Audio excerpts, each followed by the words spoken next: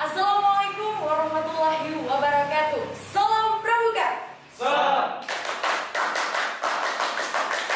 Selamat pagi kakak-kakak peserta latihan pengembangan kepemimpinan Kuartir Cabang Gerakan Pramuka Trenggalek tahun 2020. Bersama saya Karisma Snokowas yang akan memandu materi pertama kita pada pagi hari ini, yaitu Fundamental Kepemimpinan, bersama narasumber kita yang sangat fenomenal, Kak Mahsun Ismail. Kak Mahsun Ismail merupakan Ketua Harian Kuartir Cabang Gerakan Pramuka Trenggalek yang juga aktif di Kuartir Daerah Gerakan Pramuka Jawa Timur sebagai andalan Bina Muda Putra. Langsung saja kita sambut Kak Mahsun Ismail.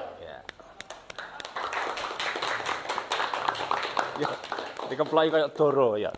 Selamat pagi Kak. Selamat pagi, selamat pagi Karisma. Alhamdulillah, udah sarapan belum? Alhamdulillah sudah. Sudah.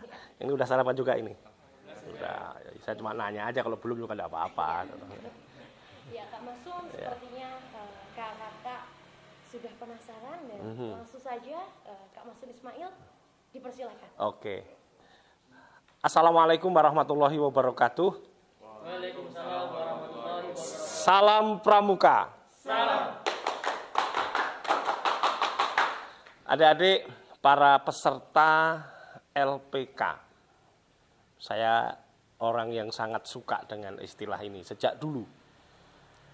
Saya kalau ikut LPK itu selalu ingat zaman saya masih keluar SMA kira-kira tahun 86-87 yang lalu.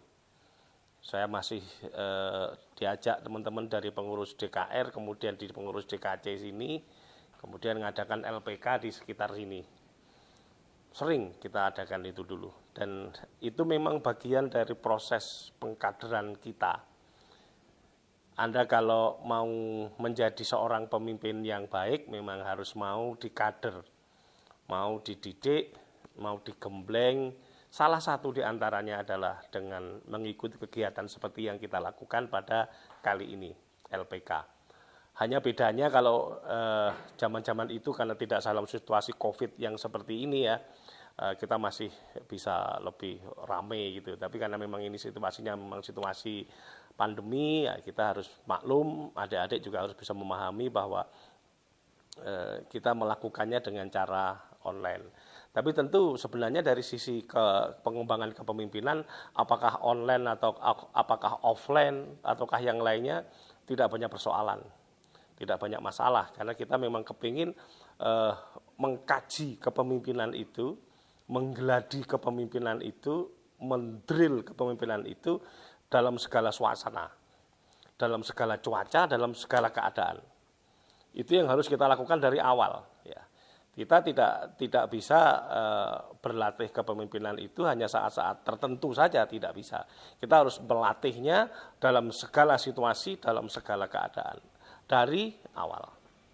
Baik, adik-adik, saya diminta oleh teman-teman Anda di panitia LPK ini untuk bicara tentang fundamental kepemimpinan. Ada yang harus beda, harus kita bedakan kalau kita ngomong leadership secara umum dengan fundamental kepemimpinan. Namanya juga fundamental, maka yang akan kita bicarakan pada kesempatan pagi hari ini adalah hal-hal yang mendasar saja. Hal-hal yang mendasar justru hal-hal yang harus dipegang, harus dimiliki oleh para calon pemimpin. Anda semua adalah pemimpin. Saya sangat sepakat dengan ungkapan kullukum ra'in wa kullukum mas'ulun dengan ra'iyati. Setiap kamu adalah pemimpin dan kamu akan dimintai pertanggungjawaban kepemimpinan kamu. Kita semua punya jiwa itu, jiwa pemimpin, jiwa seseorang yang bisa memimpin. Memimpin siapapun, paling tidak kita harus bisa memimpin diri kita sendiri. Nah, hal-hal mendasar tentang kepemimpinan apa saja yang harus kita pegang, yang harus kita kuasai setidaknya, harus kita pahami, itu apa saja? Ayo sekarang mari kita lihat. Saya punya beberapa catatan. Ya, saya punya beberapa catatan tentang kepemimpinan ini yang saya berharap hal-hal mendasar ini, walaupun mungkin sifatnya sangat umum, tetapi ini hemat saya sesuatu yang sangat fundamental, sangat mendasar, dan itu harus kita pegang dari awal. sebelum Anda melangkah ke yang lainnya, hal-hal mendasar ini, hal-hal prinsip ini harus kita pegang dulu. Sebenarnya kalau waktunya memungkinkan diskusinya begitu, di samping leadership, idealnya ada followership yang harus kita pelajari. Ada kepemimpinan dan ada kepengikutan yang harus kita pelajari. Kenapa? Karena dua-duanya ini tidak bisa dipisahkan. Kalau Anda belajar menjadi seorang pemimpin, maka tidak bisa tidak, Anda juga harus belajar bagaimana menjadi seorang pengikut. Mengapa? Karena pemimpin yang baik itu seringkali berasal dari pengikut yang baik. Pemimpin yang baik itu, catat ini, seringkali berasal dari pengikut yang baik. Nah, belajarlah menjadi pengikut yang baik agar kamu bisa menjadi seorang pemimpin yang baik. Baik, adik-adik, saya ingin coba ingatkan saja, ada beberapa catatan saya. Sekarang kepemimpinan, ya, ada istilah pemimpin, ada istilah kepemimpinan. Saya tahu adik-adik sudah tahu tentang istilah leader, ada leadership ya. Tapi saya ingin ambil yang gampang-gampang saja dulu. Ada istilah pemimpin, ada istilah kepemimpinan. Pemimpin itu adalah orangnya. Orang yang memimpin itu namanya pemimpin. Nah, sekarang kepemimpinan itu apa? Memimpin itu bagaimana? Banyak takrif, banyak definisi, ya, banyak ungkapan tentang itu. Tapi saya dari sekian banyak ungkapan, saya sangat suka dengan ungkapan ini. The Essence of Leadership karyanya Locke. Dia menyebut bahwa kepemimpinan adalah kemampuan mempengaruhi orang lain. Catat itu, kemampuan mempengaruhi orang lain. Garisnya adalah pada kata pengaruh. Ya, garisnya adalah pada kata pengaruh. Artinya kalau tidak bisa mempengaruhi, maka berarti dia bukan pemimpin. Tegas kalau Locke mengatakan begitu. Ukuran seorang pemimpin itu ya pengaruh, tidak lebih, tidak kurang. Apakah dia punya pengaruh atau tidak, itulah kadar kepemimpinan orang. Kalau dia pengaruhnya kuat, berarti kadar kepemimpinannya kuat. Kalau pengaruhnya lemah, berarti kadar kepemimpinannya lemah. Pertanyaannya adalah, apakah pengaruh itu bisa dipelajari? Saya jawab, bisa. Apakah pengaruh itu bisa hilang? Saya jawab, bisa. Pengaruh bisa habis? Bisa. Jadi pengaruh itu bisa naik turun. Ada kalanya orang pada saat-saat tertentu pengaruhnya sangat kuat. Tapi pada saat-saat yang lain pengaruhnya menjadi sangat lemah. Maka belajar kepemimpinan itu sepanjang hayat. Ya. Kalau Anda ingin belajar kepemimpinan, belajarlah sepanjang hayat. Tidak hanya pada saat kamu muda. Pada saat kamu tua pun nanti juga kamu dibutuhkan untuk belajar kepemimpinan. Adik-adik sekalian, ada 3 elemen kepemimpinan yang harus kita pegang dari awal. Ya, yang pertama, lihat ini. Jadi kepemimpinan itu adalah konsep hubungan. Artinya apa? Kepemimpinan itu ada hanya karena ada hubungan dengan orang lain. Enggak ada pengikut, otomatis kita tidak akan bisa disebut sebagai seorang pemimpin. Maka belajarnya tadi saya katakan di awal, itu kalau bisa dua-duanya. Ya belajar menjadi pengikut yang baik, belajar menjadi pemimpin yang baik. Jangan sampai diabaikan. Ya. Justru kalau menurut imat saya, usia Anda sekarang ini, penegak pandega ini, usia yang dimana Anda punya potensi besar untuk melakukan dua-dua sekaligus. Ya, belajar menjadi seorang pemimpin, ya belajar menjadi seorang pengikut. Bahkan dalam banyak kasus Anda akan ada di dua-duanya. Ya pemimpin, ya pengikut. Bagaimana Anda mencoba menggabungkan ini dalam satu situasi? Sebenarnya ini adalah masa yang sangat tepat bagi Anda untuk belajar mengasah itu. Mengasah bagaimana Anda pada satu posisi adalah ada seorang pengikut yang baik, tapi pada posisi yang berikutnya Anda adalah seorang pemimpin yang baik pula. Itu gak gampang. Dan peluang seperti itu tidak semua anak mendapatkan. Anda mendapatkannya. Anda yang sekarang di DKR mungkin, di Dewan Ambalan atau mungkin di Racana, Anda punya peluang itu. Ya pemimpin, ya pengikut. Jadi pertama, kalau Anda mau belajar kepemimpinan, maka Anda harus belajar bagaimana bisa berhubungan dalam bentuk lain, bisa berkomunikasi dengan orang lain.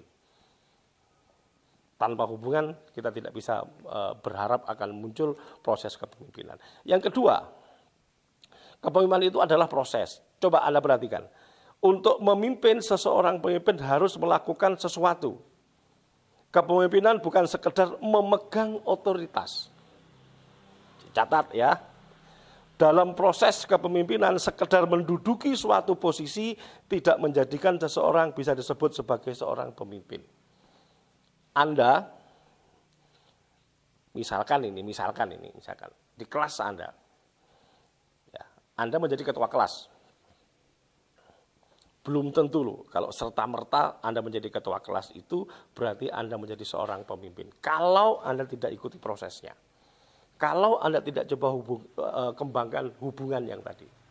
Menduduki sebuah jabatan belum tentu menjamin bahwa seseorang itu menjadi seorang pemimpin.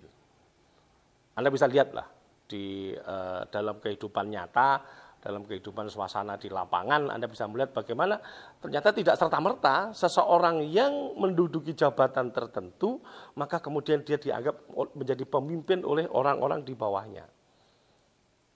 Silakan kalau mau ditujukan soal ini. Ya, belum tentu seseorang yang menduduki jabatan tertentu otomatis dia menjadi seorang pemimpin. Di organisasi banyak contohnya. Kepala seksinya itu, ternyata dia nggak bisa memimpin anak buah di bawahnya. Kepala bidangnya itu, ternyata dia nggak bisa, tidak otomatis ya, tidak otomatis. Kemudian yang ketiga, nah ini, kepemimpinan itu harus mempengaruhi. Ini kunci ya, kata kunci besarnya adalah mempengaruhi. Adik-adik harus paham betul bahwa yang namanya mempengaruhi itu biasanya, ini umum ya, yang namanya mempengaruhi itu pasti punya kelebihan dibandingkan dengan yang dipengaruhi. Pasti. Sesuatu yang berpengaruh itu pasti punya kelebihan dibandingkan dengan yang dipengaruhi. Pasti. Kelebihannya apa ya terserah, tapi harus lebih. Gak mungkin orang berpengaruh kalau dia tidak punya kelebihan. Walaupun kelebihannya lebih melas umpamanya. Bisa jadi, ya dia lebih melas dibandingkan yang lain. Tapi karena melasnya itu, kemudian dia bisa berpengaruh ke teman-temannya. Ketika anak itu bergerak, kemudian teman-temannya ngikuti. Kenapa? Kalau sing melas yang ngono masuk awake ora. Ini berarti pemimpin, Pak. Ya, dalam kasus ini dia adalah pemimpinnya. Karena dia bisa mempengaruhi temannya untuk melakukan sesuatu. Ini katanya Locke begitu itu. Jadi kepemimpinan itu sepanjang orang itu bisa mempengaruhi orang lain, apapun alasannya, maka dia adalah seorang pemimpin. Nah, baik, adik-adik sekalian. Nah, saya tertarik dengan temamu ini. Temamu ini ya, developing leadership through innovation. Ada yang bisa menjelaskan maksudnya apa? Apa maksudnya? Terjemahannya aja, terjemahannya.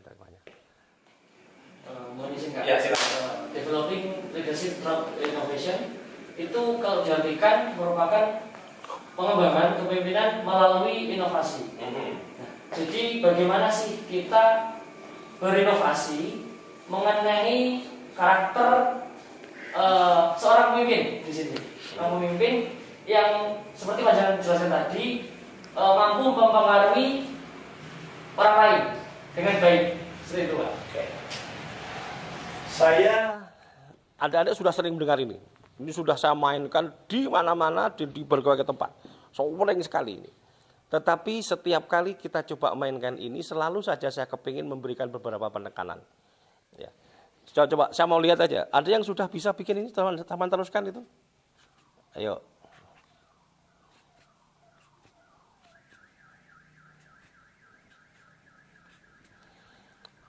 Beri 4 garis untuk menghubungkan 9 titik ini.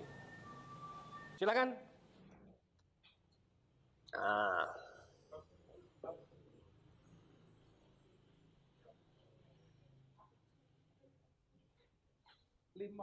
Saya 4 saja. Ya sudah, berarti berhenti. Ya. Ya, 1, 2, 3, 4. berarti ini belum tepat karena harusnya semua titik terhubungkan dengan 4 garis. Ya. Yang putra sudah, sekarang yang putri, silakan. Ada yang putri? Ayo, silakan. Nah.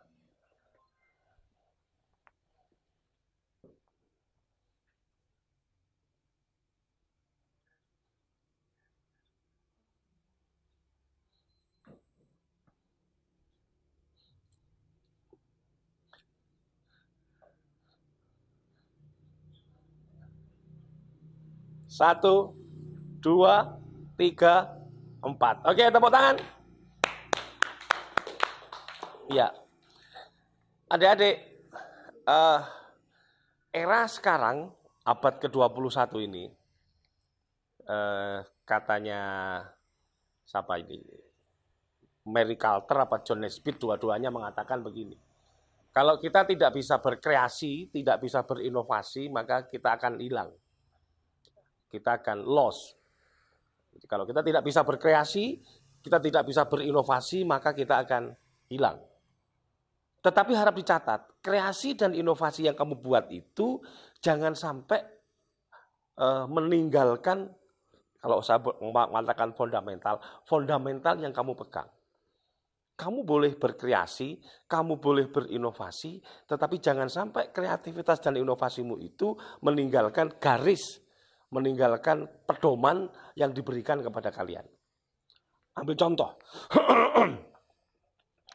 Jadi 9 titik ini 1, 2, 3, 4, 5, 6, 7, 8, 9. Ini saya anggap sebagai inilah garis yang harus tetap kamu pegang. Ya, 9 titik itu adalah garis yang harus tetap kamu pegang. Kamu diminta untuk membuat 4 baris, tetapi harus melewati 4 titik ini. Ulangi, 9 titik ini. Banyak orang berpikirnya ya begini nih. Banyak ini. 1, 2, 3, 4. Ya sudah, di sini nih. Berpikirnya di sini nih. Orang sekarang menyebut berpikirnya dalam kotak. Ya, berpikir di dalam kotak. Nah, pemimpin itu boleh berpikir di dalam kotak, tetapi suatu saat atau bahkan dalam beberapa hal, pemimpin harus bisa berpikir out of the box, bisa berpikir keluar dari kotaknya. Dengan catatan, ada catatannya, kalau kita keluar dari kotak, ini kan keluar dari kotak ini ya. Ya, ini keluarnya dari kotak itu harus tetap dengan satu pendapat, dengan satu keyakinan, dengan satu anggapan bahwa dia akan bisa kembali dengan baik dan tidak lupa dengan itu. Ini keluar, tapi dia tahu bahwa kapan dia harus balik. Dia ke sini, maka dia balik ke sini. Tidak berhenti, tapi terus. Tapi dia tahu kapan dia harus balik lagi ke sini. Nah, ini. Ya, terus kemudian ke sini. Artinya, pemimpin harus tahu di mana dia bisa berkreasi, di mana dia bisa berinovasi tanpa harus meninggalkan jati dirinya. Kamu pramuka. Kamu boleh berkreasi apapun dengan kemampuan kamu terhadap hal-hal yang ingin kamu inovasikan.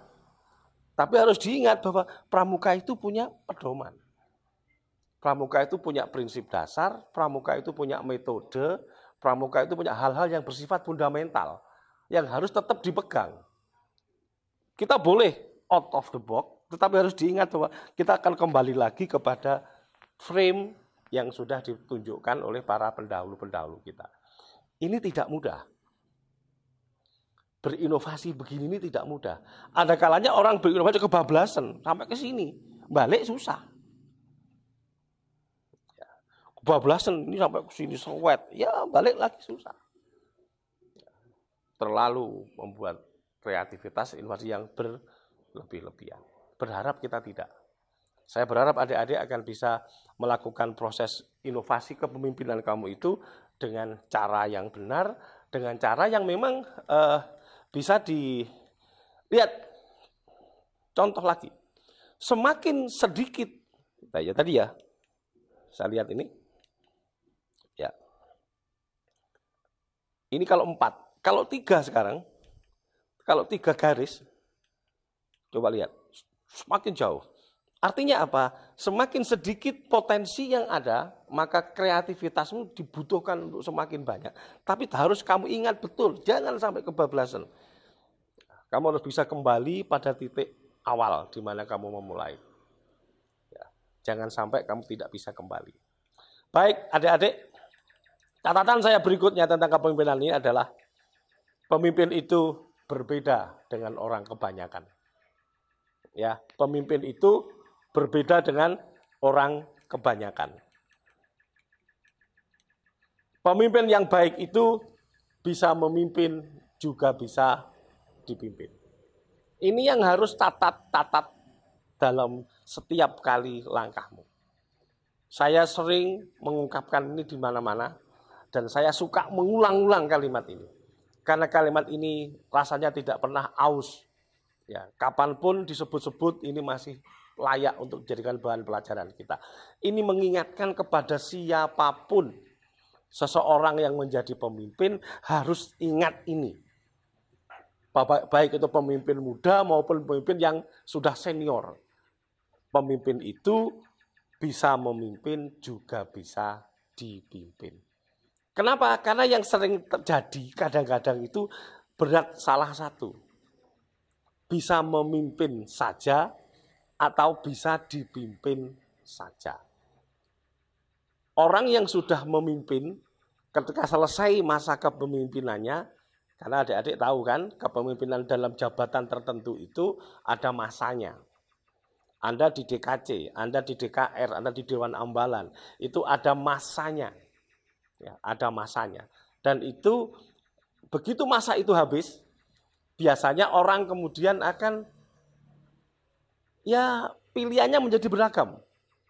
Apakah dia walaupun sudah tidak menjadi pemimpin, tetap berlagak seperti seorang pemimpin, ataukah kemudian jiwa kepemimpinannya kemudian meluber, menyatu dalam kehidupannya sehari-hari, walaupun dia tidak menjadi jabatan formal pemimpin di organisasi itu.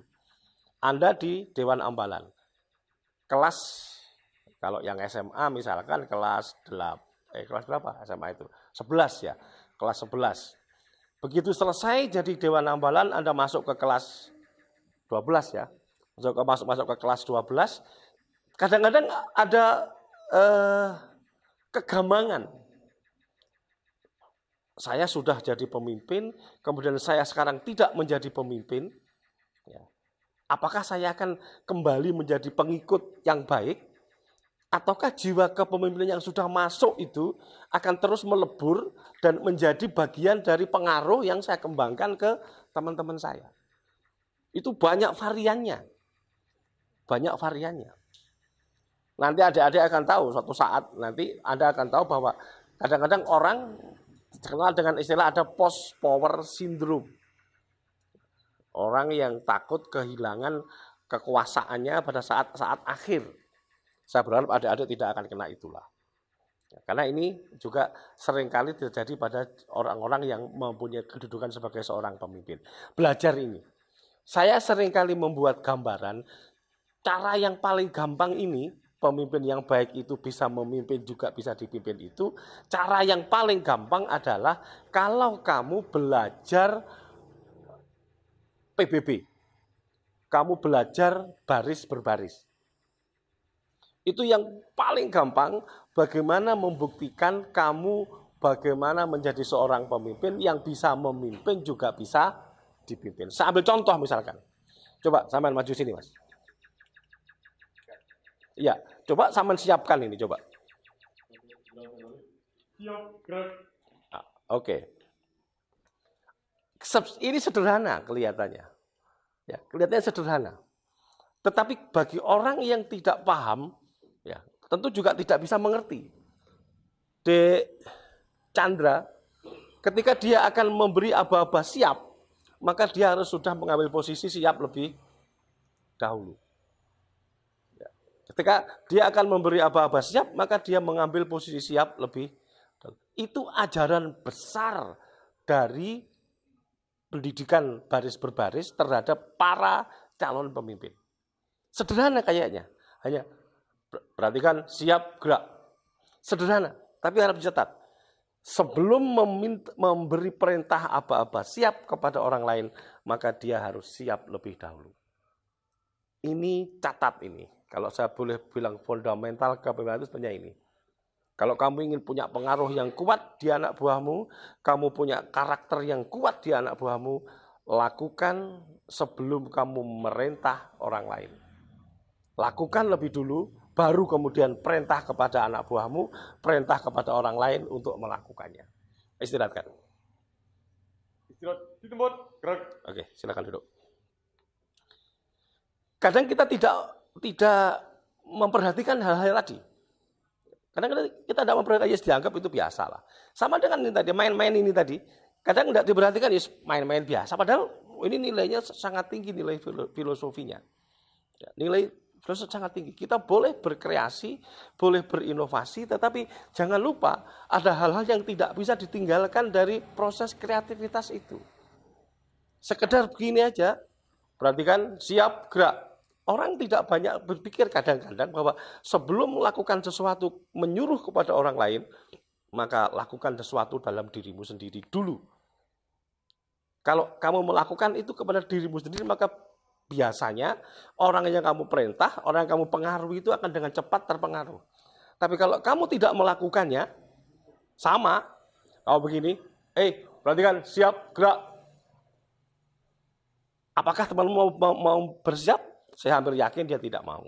Karena kamu yang memerintah tidak menunjukkan bahwa kamu siap untuk melakukan sesuatu.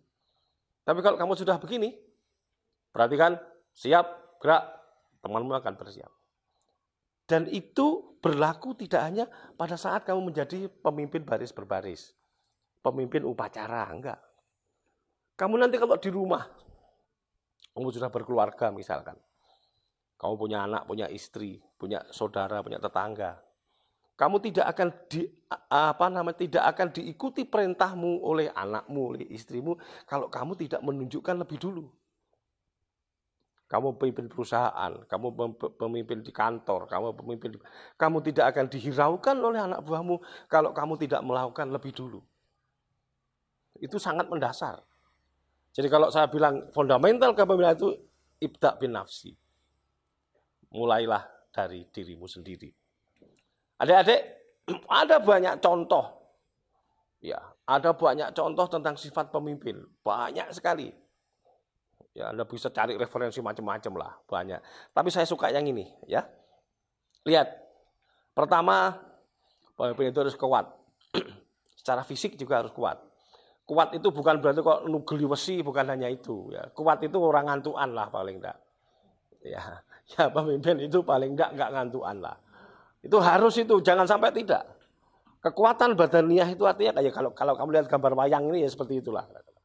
Ini satria-satria yang tidak lemah gitu. Harus punya kekuatan. Ya, walaupun bukan berarti ini pemimpin itu harus tegdoyo atau sakti, enggak juga, tapi harus punya kekuatan. Kemudian, ini yang tidak gampang. Ya, kalau kamu belajar kepemimpinan, maka belajarlah kamu stabil emosimu. Belajarlah stabil emosi. Ya, jangan temperamental. Nesuan, mutungan, sugetan. Ini adik-adik yang di rumah sana tahu ya bahasa suget itu tahu ya. Suget itu apa suget itu? Ya, pokoknya gampang mutungan itu loh ya. Gampang mutungan itu. Ya. Pemimpin itu harus stabil emosinya. Ya, orang gampang ngompong banget terus kecengkok titik ceklek, enggak gampang begitu. Tidak harus begitu pemimpin itu. Kemudian, mencobalah Anda belajar dari awal, dari sekarang, bagaimana melakukan proses hubungan tadi dengan orang-orang di sekeliling Anda. belajar. Bagaimana kalau ketemu dengan sesama kolega? Bagaimana kalau ketemu dengan orang yang lebih tinggi, lebih senior? Bagaimana kalau ketemu dengan teman-teman yang di luar sana? Kenapa? Kan yang kamu hadapi nanti itu. Yang kamu hadapi bukan hanya teman kamu yang seragam pramuka seperti ini, enggak. Kamu akan berhadapan dengan orang-orang yang mungkin pakaiannya beda, perangainya beda, tingkah lakunya beda. Kamu harus belajar itu juga. Kemudian satu hal yang sangat penting, sangat mendasar. Belajarlah untuk selalu jujur. Ya, belajarlah untuk selalu jujur. Sekali kamu menipu kepada siapapun, termasuk kepada dirimu sendiri, maka itu akan susah diobati. Ya. Kalau peribahasa orang zaman dulu itu, sekali lancung ke ujian, maka seumur hidup orang tidak akan percaya. Kemudian yang ketiga, objektif. Pemimpin itu belajar objektif. Tahu objektif ya? Apa objektif itu? Objektif? Apa? Mengarah kepada satu hal. Melihat sesuatu itu secara objeknya. Kalau saya melihat, ya ke satu hal betul juga sih. Kalau saya ingin melihat ini, spidol ini, ya saya lihat spidolnya. Tidak saya melihat siapa yang ngasih tadi. Itu namanya objektif. Ya. Kalau saya ingin melihat Dwi Pangestu, juga saya lihat itu orangnya. Apakah dia ngasih uang ke saya atau tidak, dia ngasih kopi ke saya tidak peduli. Tapi yang penting saya lihat orangnya itu namanya objektif. Nah, yang sering terjadi kadang-kadang orang itu melihat sesuatu tidak secara objektif, tapi secara kepentingan. Secara untung-untungan. Kalau menguntungkan saya ya bagus, kalau tidak menguntungkan tidak bagus, begitu. Itu namanya tidak objektif. Pemimpin harus belajar objektif. Yang keenam adalah pemimpin itu harus punya dorongan pribadi. Kalau Anda belajar kepemimpinan, idealnya Anda itu terdorong secara pribadi, kepingin.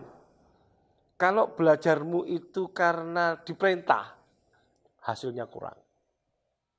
Kamu menjadi pengurus OSIS, pengurus Dewan Ambalan, pengurus apapun di organisasi. Belajar memimpin di situ, kalau tidak punya dorongan pribadi, tidak punya hasrat pribadi, susah. Karena itu kurang kuat ya. Kalau hanya motivasi eksternal istilahnya, nanti kamu akan tahu lah kalau kamu belajar motivasi. Ada motivasi itu internal, ada motivasi itu eksternal. Kalau motivasi itu sifatnya eksternal, ya biasanya kurang kuat sih.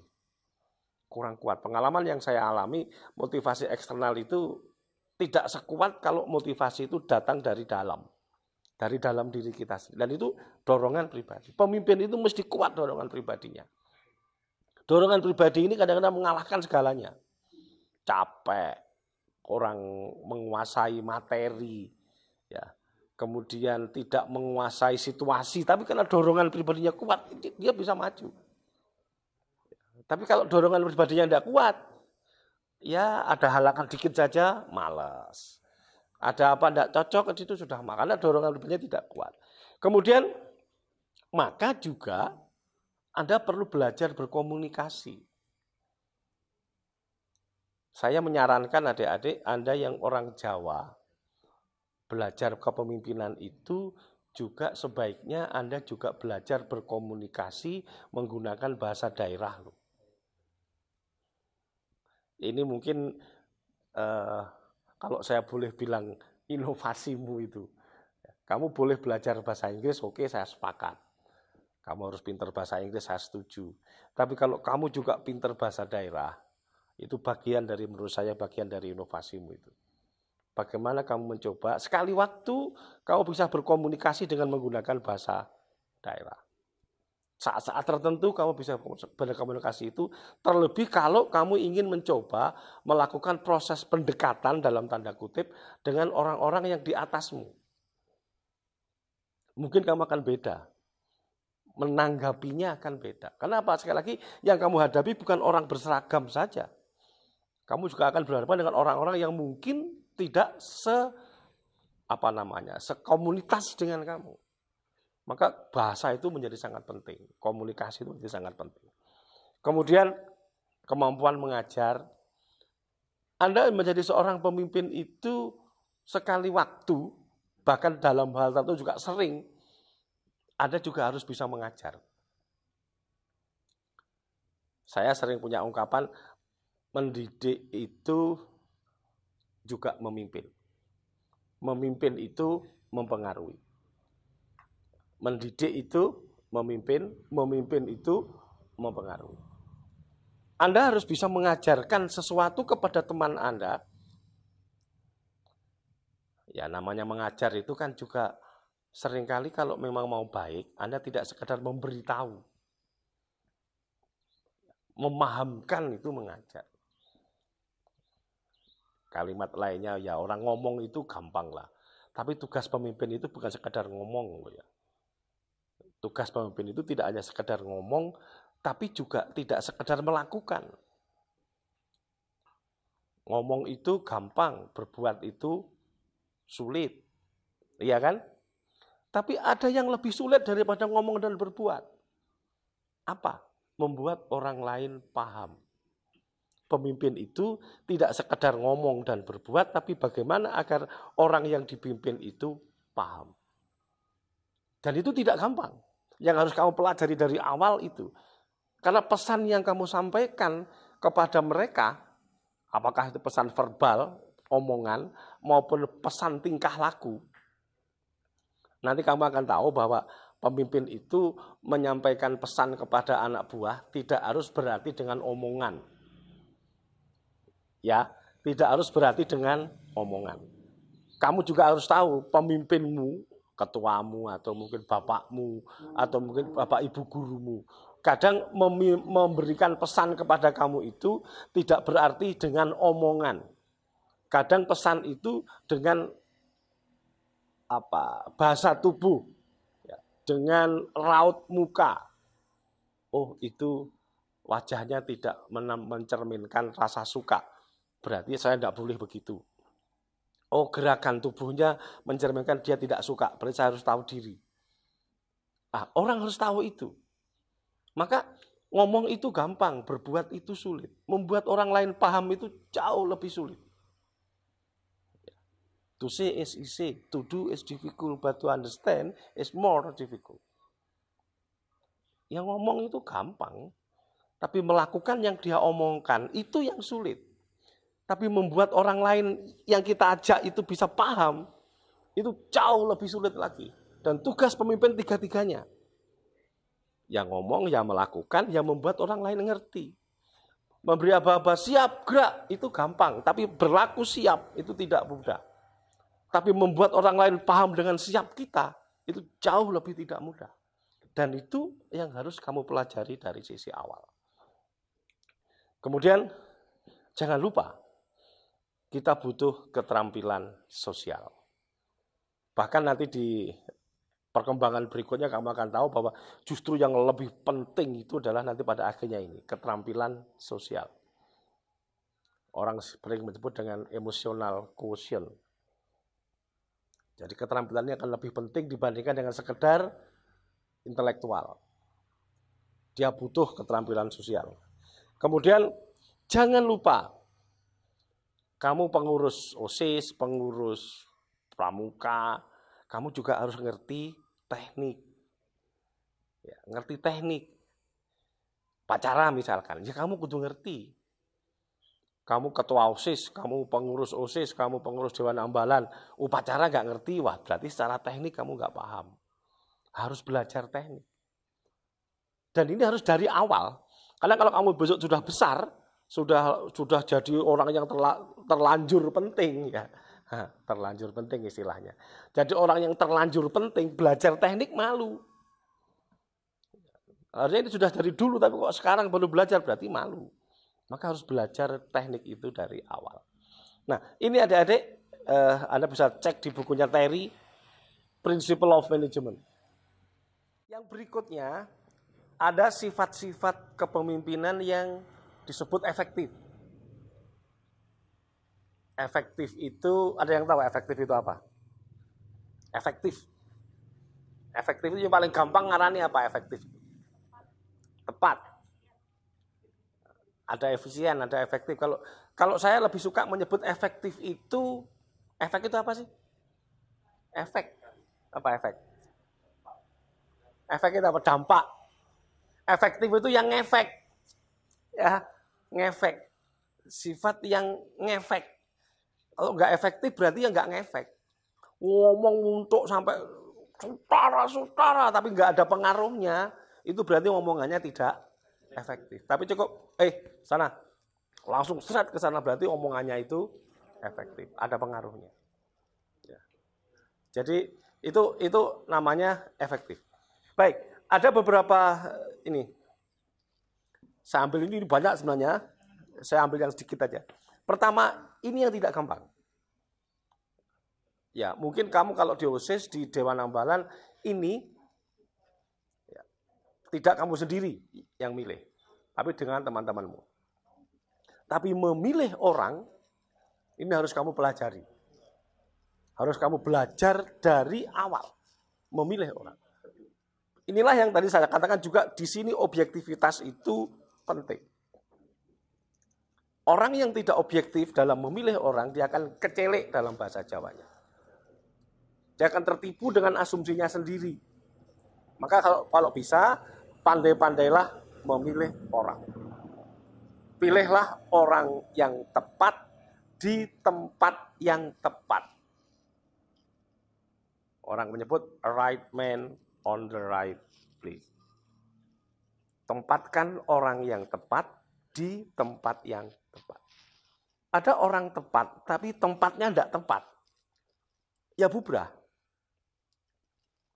Dia ahli nyopir, ditempatkan di juru masak, ya tidak tepat. Ya, jadi tempatkan orang yang tepat. Kalau dia sopir, misalnya di transportasi, misalnya, contoh yang paling ekstrim aja saya bilang begitu. Kalau dia koki, ya berikan dia di ahli masak. Artinya pilih orang dengan tempat yang tepat, orang yang tepat. Ini tidak gampang. Yang kedua, ini hindari mengerjakan semuanya sendiri. Aktivis pemula biasanya dia akan merasa bangga kalau dia bisa menyelesaikan semuanya sendiri. Aku wis bolo-bolo ora nyambut gawe blas tak tandangi kabeh beres. Kadang dia merasa bangga dengan itu, padahal itu salah. Mengerjakan semuanya sendiri itu adalah salah. Lah gimana? Bagi ke teman-teman. Itu namanya distribusi wewenang. Mendelegasikan wewenang. Ini tidak gampang loh, ketoknya diomongnya sederhana. Delegate authority, mendelegasikan kewenangan, itu tidak sederhana. Karena kadang-kadang yang muncul dalam komunikasi kepemimpinan secara umum itu bukan mendelegasikan wewenang, tetapi mendelegasikan ketidakmampuan. Kalau dia tidak mampu baru diserahkan ke temannya. Kalau dia mampu dikerjakan sendiri, itu salah. Pemimpin itu bagaimana membagi habis pekerjaan organisasi kepada perangkat-perangkat organisasi yang ada. Dia kemudian mengkoordinir itu. Kemudian yang ketiga, tidak semua yang dilakukan oleh pemimpin itu berhasil. Ada kalanya gagal. Ada kalanya suksesnya tertunda. Ada kalanya tidak terpenuhi targetnya. Maka pemimpin harus sanggup menghadapi kegagalan. Tapi juga harus sanggup menghadapi kesuksesan. Saya sering menggunakan istilah dulu, pemimpin itu siap dipuja, juga siap dicerca. Siap dipuji, juga siap dicaci. Kalau kamu bekerja baik, kemudian dilemu wong, ya alhamdulillah menengnya tenang aja. Nyambut gawe dianggap salah, dilok-loknya ya sudahlah, itu biasa. Pemimpin harus belajar punya itu. Kemudian adik-adik, nah sekarang mari kita lihat. Tipe kepemimpinan, modelnya kayak apa? Ini banyak sekali juga teorinya. Tapi saya melihat ada 3 paling tidak yang paling sederhana. Ya, yang paling sederhana ada 3. Yang pertama adalah otoriter. Kebalikannya otoriter itu adalah laissez-faire. Kemudian yang ketiga ini adalah tengah-tengahnya itu adalah demokrasi. Jadi kalau pemain otoriter itu ya yang namanya otoriter itu ya semuanya dipegang. Mungkin Anda pernah dengar dulu zamannya Louis ke-16 di Prancis itu ada istilah l'état est moi, negara adalah saya. Itu dia sangat otoriter. Saya tidak tahu, saya lupa itu ke-14 sampai yang ke-16. Sangat otoriter. Kemudian muncul gerakan menentang dia, kemudian laissez-faire. Biarkanlah segala sesuatu berjalan menurut kehendaknya. Sudah setelah dikencengi kemudian dilepas. Baru yang punya ketiga ini adalah demokrasi. Pertanyaannya, apakah ini semua jelek, apakah semua baik? Dalam teori-teori sosial begini ini tidak bisa dikatakan semua baik, semua jelek. Semuanya ada baiknya, tapi juga ada kurang pasnya. Pemimpin yang tidak punya otoritas juga tidak bagus. Pemimpin harus punya otoritas. Ya. Pemimpin yang tidak bisa memberi keleluasaan kepada anggotanya juga tidak bagus. Dia harus bisa memberikan keleluasaan kepada anggotanya. Tinggal persoalannya adalah kapan dia harus berlaku otoriter, kapan dia harus berlaku leluasa, dan kapan dia harus mengajak anggotanya untuk berdialog. Ini butuh dipelajari. Ini butuh waktu. Kadang-kadang kalau tidak piawai, ini kan media saja kan sebenarnya. Ini media, ini sarana. Kalau tidak piawai menggunakan, mestinya dia itu laissez-faire, dia keliru bersikap otoriter. Mestinya dia itu bersikap otoriter, dia menggunakan cara demokrasi. Anda lihat kalau perhatikan siap gerak, itu sebenarnya pada posisi ini. Kamu tidak peduli apakah temanmu itu lagi ngelamun atau lagi apa, kamu harus perhatikan siap gerak. Itu harus kamu gunakan. Kamu tidak bisa. Bagaimana teman-teman kalau kita siap lebih dulu? Nah, nggak bisa. Ini contoh bagaimana kita menggunakan tiga-tiganya ini dalam situasi yang bisa dipilih. Kapan dia menggunakan itu, kapan dia menggunakan model yang lainnya. Baik, adik-adik, itu beberapa catatan mendasar saya tentang kepemimpinan. Tentu tidak sempurna, ya, masih banyak hal yang belum kita bahas. Ya, masih banyak yang belum kita bahas. Silahkan adik-adik yang dari Dewan Ambalan, dari DKR, dari pengurus OSIS, atau mungkin dari peserta yang ada di sini, mungkin ada pertanyaan. Kalau memungkinkan saya coba ikut simpan umpan balik, saya berikan umpan balik. Tapi kalau memang saya harus buka-buka buku, cari referensi ke yang lain, saya dengan senang hati akan semoyo. Ya, untuk kemudian nanti saya tanyakan ke yang lebih mengerti. Bakat atau keturunan, ada yang karena sosial, kemudian ada yang karena apa istilahnya, konvergensi, kedua-duanya. Jadi ada ungkapan sangat terkenal yang kemudian sering juga tidak bisa dibantah, walaupun untuk era sekarang bisa menjadi bahan, kadang-kadang menjadi bahan guyonan. Yang namanya anak macan itu ya gogor. Tahu ya kamu ya? Yang namanya anak macan itu ya gogor. Yang namanya anak bebek itu ya apa? Anak bebek? Ayo, anak bebek meri. Iya kan? Yang namanya anak macan itu ya gogor. Yang namanya anak bebek itu ya meri. Yang namanya anak wedus cemple. Udah otomatis. Ya.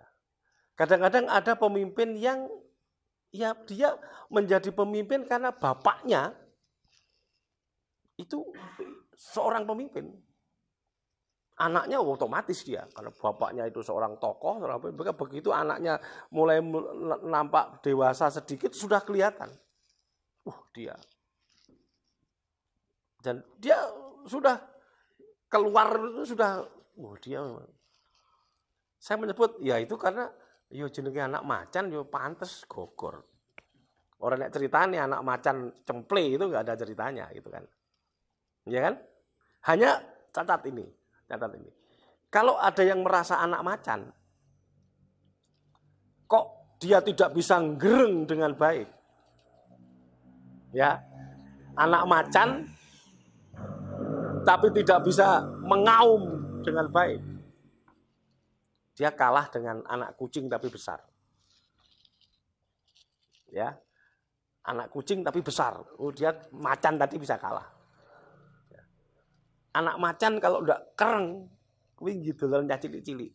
Kayak kebun binatang gitu lah. Nah, kamu jangan gampang merasa bangga jadi anak tokoh. Karena kamu tidak bisa mengimbangi ketokohan orang tuamu, kamu akan diledek oleh orang putrane kok gitu kan? Artinya kepemimpinan itu apakah semata-mata karena keturunan? Tentu saja tidak. Tapi bahwa keturunan itu ambil peran penting, saya sepakat. Putrane Pak Yai ya Gus, jelas itu.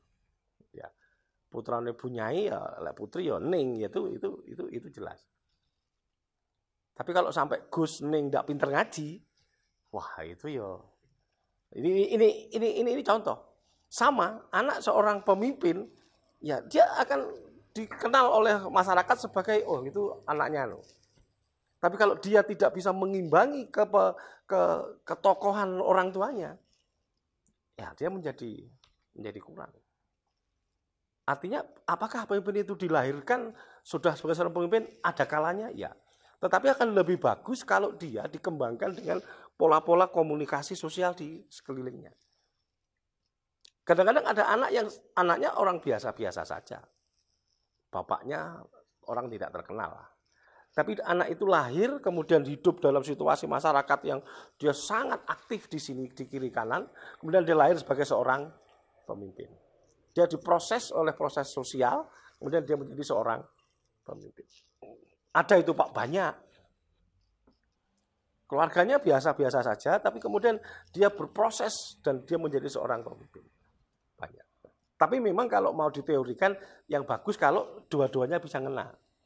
Dari keluarganya, dia nasabnya memang bagus, terus nasibnya juga bisa bagus. Ya itu.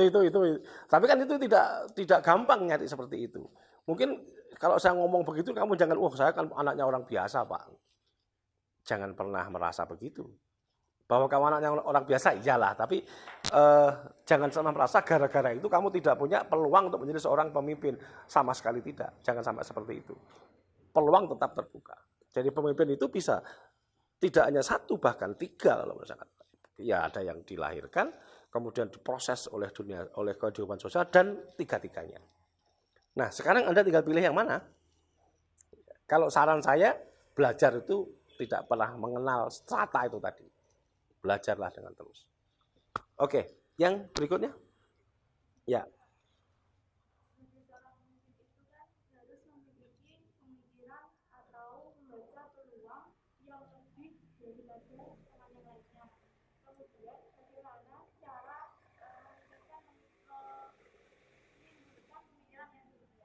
Ya. Benar memang bahwa pemimpin itu kalau mau dibilang, mau diteorikan, harus setidaknya selangkah lebih maju dibandingkan dengan anak buah. Dalam ungkapan kuno, pemimpin itu selalu di depan. Walaupun tidak berarti juga semuanya harus ditunjukkan bahwa pemimpin itu selalu di depan, tidak juga sih. Anda tahu sistem amongnya Ki Hajar Dewantara kan? Ada ing ngarsa sung tulodo, ada ing madya mangun karso, ada tutwuri handayani. Tidak berarti pemimpin itu harus selalu di depan, tidak. Kadang-kadang juga ada posisi di tengah-tengah, kadang-kadang ada juga posisi di belakang. Nah, tapi bahwa pemimpin itu harus sedapat mungkin dia berpemikiran jauh ke depan dibandingkan dengan teman-temannya, dengan anak buahnya, ya. Biar begitu bagaimana? Tentu banyak model yang harus dia lakukan.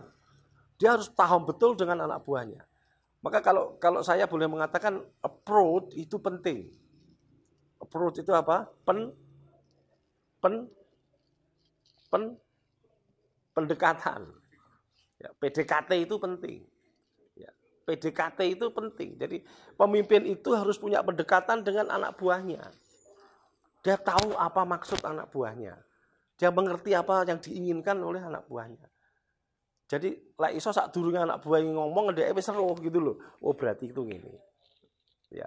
Oh berarti iki kudune ngene. Ya itu memang iya harus kita lakukan. Itu yang berkaitan dengan kebutuhan mereka. Kebutuhan organisasi tentu karena pemimpin itu diharapkan cakrawala pandangnya lebih luas, belajarnya juga harus lebih luas, daya tangkap bacanya lebih luas. Dia harus bisa begitu. Kadang-kadang untuk itu dia harus crash, harus tabrakan dengan pola pikir anak buah. Kadang-kadang dianggap kemajuan. Ya, kadang-kadang dianggap kemajuan nyapa tidak ngulu barang ini ora usah wis ngulu kosong. Kadang-kadang begitu. Tapi itulah bagian dari proses diskusi.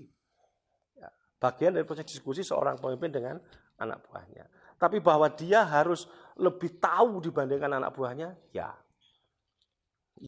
Itu ya.